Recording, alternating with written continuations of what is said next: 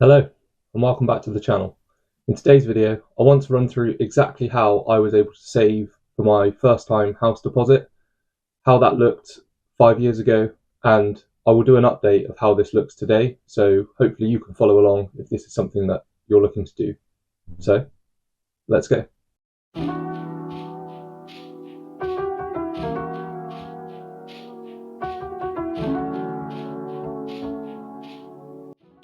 Okay, so to start, if you remember back to a video that we made previously, I'm going to be using the 26k budget because that was roughly what I was on at the time of saving for my house. So I thought this would make a good basis for the start point of building up this saver. So let's take a look at that now.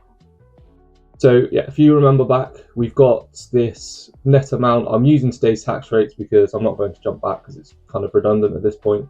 And this was the budget that I previously built as if I was going to live currently. You can see I've been playing around with it slightly, so this was about 100 I think, or 120 previously, which got us back to that 278. So what I'm going to do is I'm going to initially add in a savings tracker, sort of similar to the one that I would have used back in 2019. I'll build that up and we will look at how long it would have taken me to get to the 10% deposit amount that I needed for this house, which was at the time £16,000. So let's do that now.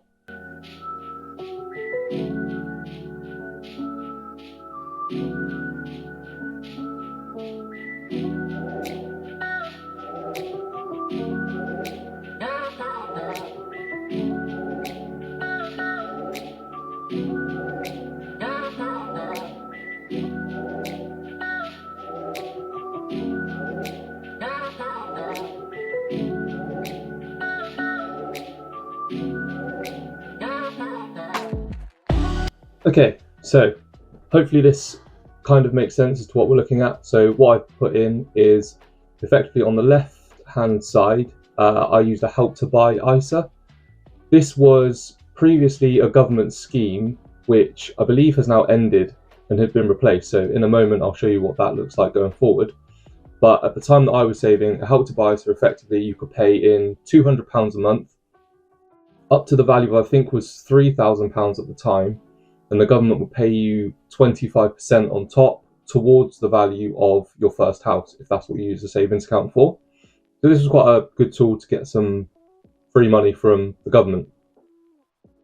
Outside of this is just a regular saver. Now, at the time that I was saving, you were only able to have one ISA. So this was the help to buy ISA for me. So the remaining money had to be in a regular saver, which at the time, back in sort of 2019, 2020 time, interest rates were like 0.1% or 1%. So I never hit the threshold for the savings interest. So it was put money into help to buy to get the 25%. The rest of it went into a regular saver. So I will go through and amend the budget on the left hand side to give a kind of net pay or net remaining amount that I can save. And we'll look at how I then allocated that and how long it did take me to save a deposit. So just looking through this list, my mortgage, I didn't have a mortgage, so this would have been rent. I was very fortunate, as I think I've mentioned previously, I rented a room for £250 a month, which I'm super grateful for. This was the catalyst for me being able to probably save as quickly as I had done. But I think for me, it was a sacrifice. I had to rent somewhere small. It was just a room, and it enabled me to get onto the property ladder. So if you're able to reduce your living costs, this is a really powerful one to reduce to enable you to get to that savings goal. So that was 250. Obviously I didn't have trading 2 and 2 at the time, so we can just put that as 0. My life insurance I didn't have from memory, probably quite bad. So life insurance, put that there. Gym, I think my gym might have been more expensive. I think my gym was like £30, so we'll put that as 30. Again, I didn't have a home insurance, so that would have been 0. Spotify, I did have. Virgin Media, I didn't have because I was renting a room. Council tax again was 0. I think my phone contract was more expensive because at the time I was paying for a device plan as well. So I think we'll put that back up to 30. Food was 250. I'll leave it at 250. It was probably around that. Energy, I didn't have to pay for any energy, which is very fortunate because it was included in my rent for the room, which was good.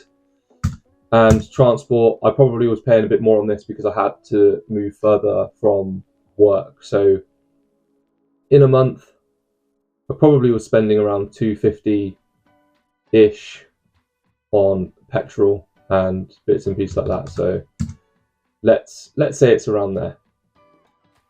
So that would have left me with total expenses of £850 and left me a remaining pot of money of £909.04 to allocate savings. So what I'll do now, I'll go and plug those numbers in and we'll see how long it takes for me to get to the £16,000 that I would have needed for a 10% deposit on this place.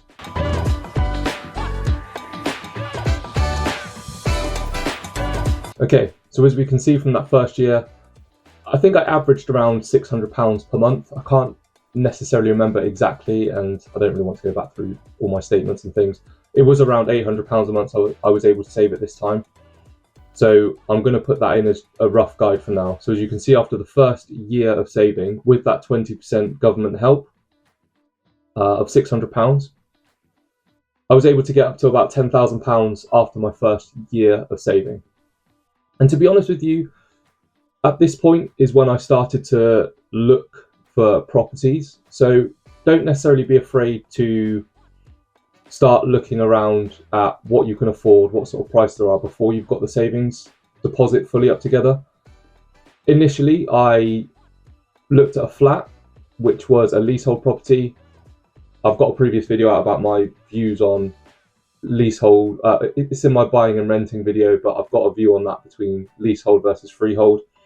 At this time, I really realised that I didn't want to get leasehold at all. So that was quite good for me. I did end up wasting a bit of money because I did put an offer in on a house or on a flat. And then it was only once all the legal documents started coming back through and I saw all of these charges and things that I decided to pull out of that deal. So that did set me back a little bit in savings because I had to pay for the legal fees, but a lesson well learned and one I might cover in a later video. But for the purpose of this video, we can see I'm at about £10,000.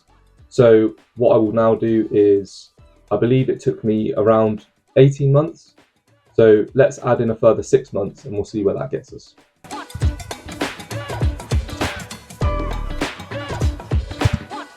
Okay, and there we go. As you can see, it took 1 more month than I probably anticipated when I was reflecting on this. And I think that makes sense because what happened is at the point that I put an offer in on this place was around, I think it was around July, August time.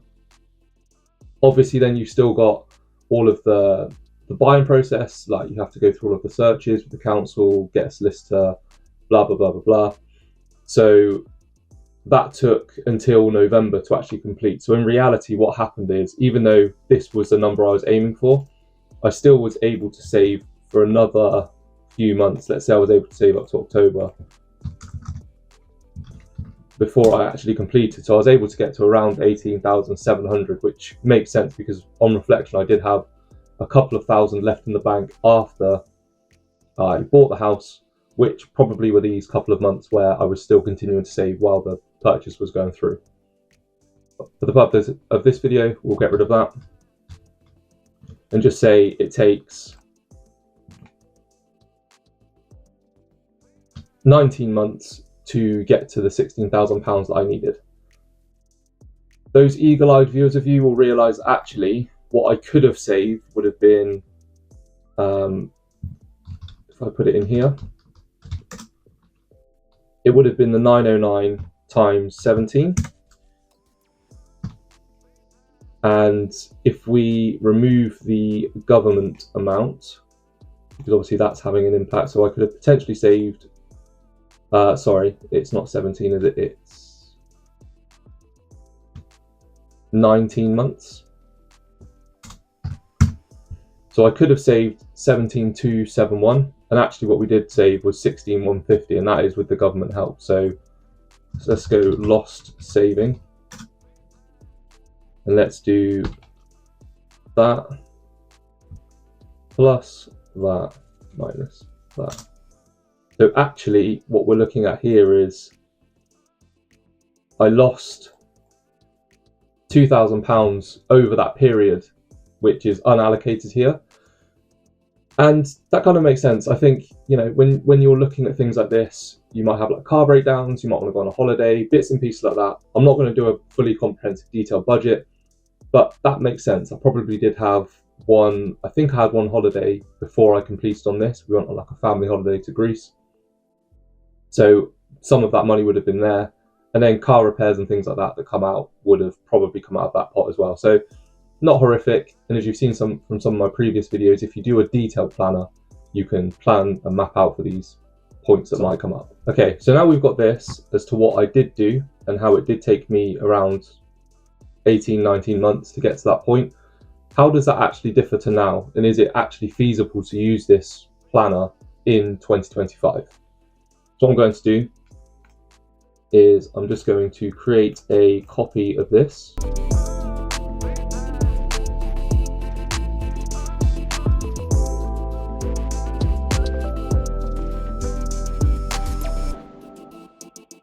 So let's update these numbers and have a look at what it probably would take to get to this same property in today's money using the same budget.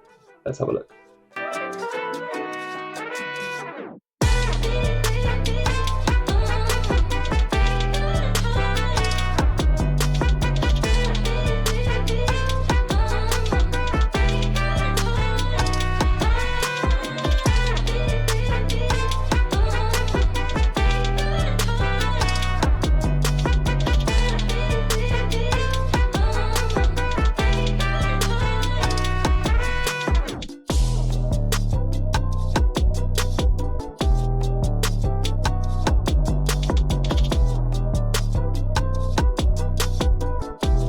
Okay, there we go. That was way more of a faff than I thought it was going to be.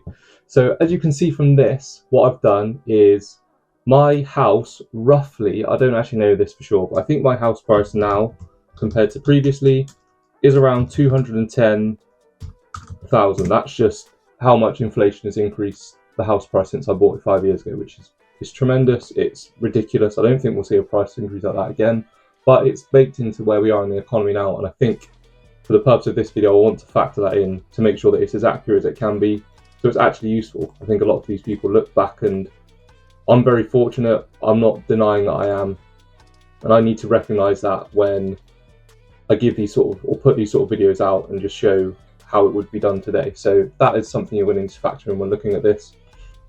So what I had to do was add in an extra column to go into another year. So obviously we're over the 18 months, but how does this shake up and change? Now let's have a look at that. So the first thing I did was same salary. I'm not going to inflate the salary. I'm going to keep it as is. What I did was got rid of the dentist. I was paying this, but obviously you wouldn't have to. So that's £20 saved, and you can restart that or pay it as and when rather than a monthly subscription. I've upped the rent to about £500 for a similar room or house share. This may be a bit light in some places, but it's the best average that I could think of, so I'll put this at 500. Everything else is pretty much the same. So again, it's really hard to find an average for everyone, but I think this would be my situation now if I was doing this now, and if I was fortunate enough to have the same use of the room and everything that I had done previously. So what I've then done is change this. So in 2025, you now have a LISA, a lifetime ISA, rather than a help to buy. So this is good for many reasons. One is that you can pay in up to £4,000 a year, and there isn't a £200, from what I can see anyway, there isn't a £200 a month limit on what you can pay in. So £4,000 over the year is roughly £330 a month, give or take a couple of pounds, but I've rounded it to 330.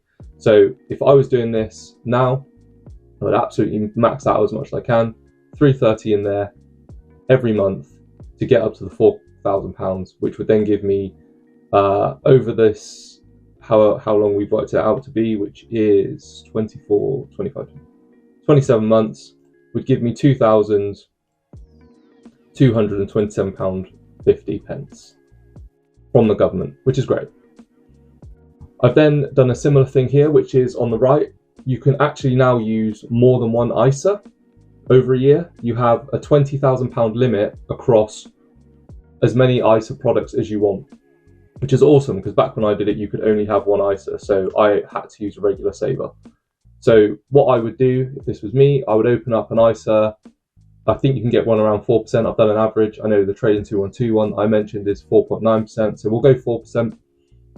And I would just put the remainder of this amount here into that bucket. So let's get rid of this. Yeah, so that would give me a net monthly input of the 689. This would then take 27 months to build up to the 21,128 that we see here. This is a combination of different things. So from your actual saver in the ISA, you'd be paying 8,900. Into the other ISA, you'd be paying 9,600. And you have a combination of interest and money from the government, you would get £2,600, which isn't bad. That's quite good. And that would give you the net of 21,128. So the difference in months is 19 months in 2019 versus 27 months, how if I could put it, in 2025 for a similar property. I mean, it's not horrendous, but it's not great. It is tough to see people having to work harder comparatively to what I would have had to do 5 years ago. But hopefully this shows you that you can do it. Obviously, I know there are lots of caveats to this, and hopefully this is helpful to you guys. But it will be difficult and it will be tough. So this is the sort of guide that I would use today if I was going to save for this house that I'm in now. I think after this video, I will put out a house tour just to show you sort of the property size. It's nothing grand, but you know, it's mine and I like it. So, but other than that, I think this is the guide I would use. Yeah. So hopefully you find this one useful. With that being said, guys, that's the end of this one. I hope you have really enjoyed this and found it useful. If you've got any points that you want to raise, please do leave them down in the comments, and we will see. I'll either answer in the comments or I'll try and answer them in a later video. What I did want to say is I do apologise. I know that last week I mentioned I would try and put the spreadsheet out.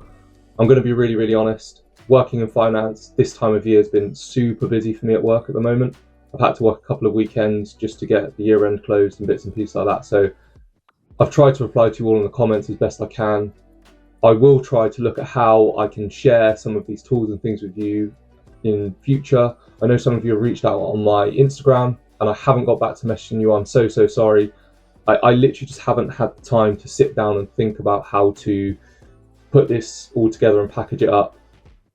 I'm coming to the close of my year end at work, which means I'll have a bit more time on the weekends and evenings to look at this sort of stuff.